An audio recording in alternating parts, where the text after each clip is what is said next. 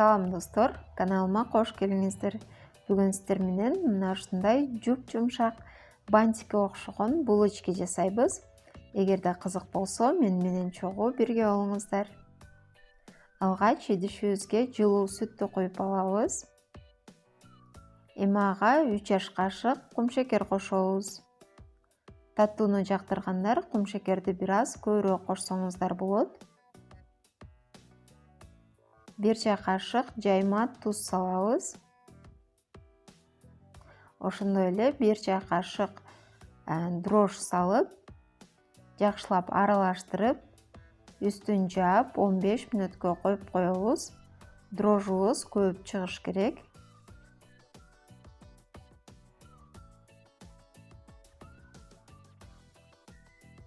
Эми ага 50 грамм эритилген сливочный май, жумуртканын агын жана 1 пачка ванилин кошобуз. Эми алдын ала эленген унду салып, жумшак камыр жууруп алабыз. Un болжол менен 850 граммдай керектелет. Даяр болгон камырдын үстүн жаап, 1 саатка жылуу жерге ачыткан коебуз. Камырыбыз сонун болуп ачып чыкты.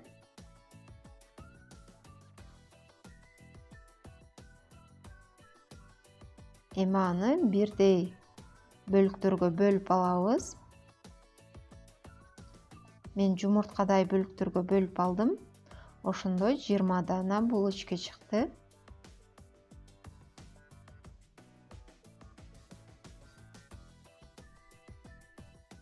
Эми толгоктолгон камырды бир аз жайып алабыз.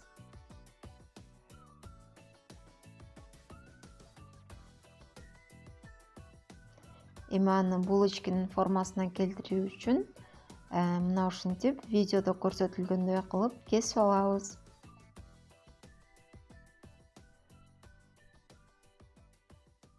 Камырдын ортосуна жеткирбей кесебиз.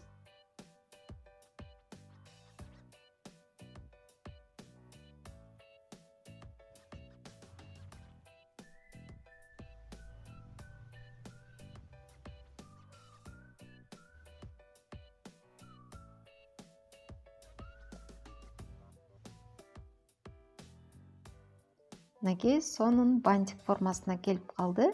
Дагы бирөөсүн жасап көрсөтүп берем азыр.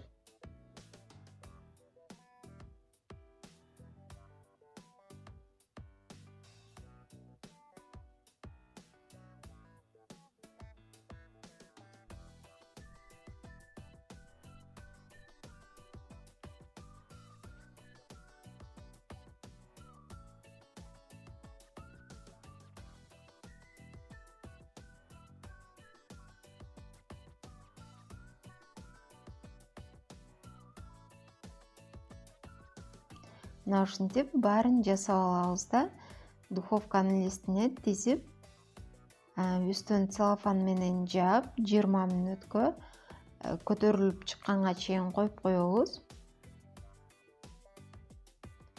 Камырыбыз көтөрүлүп чыкты. Эми аны жумуртканын сарысына 1 чай кашык сүттү аралаштырып, жакшылап майлап алабыз.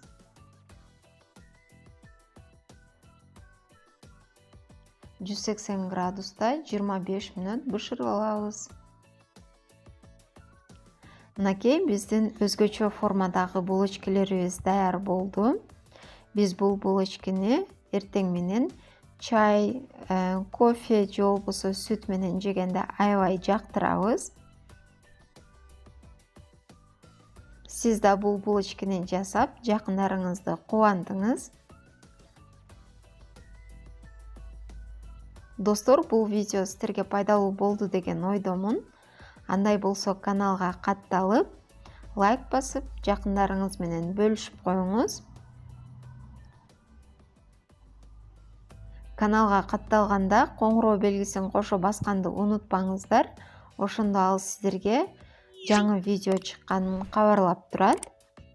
кийинки видеолордон көрүшкөнчө саламатта туруңуздар.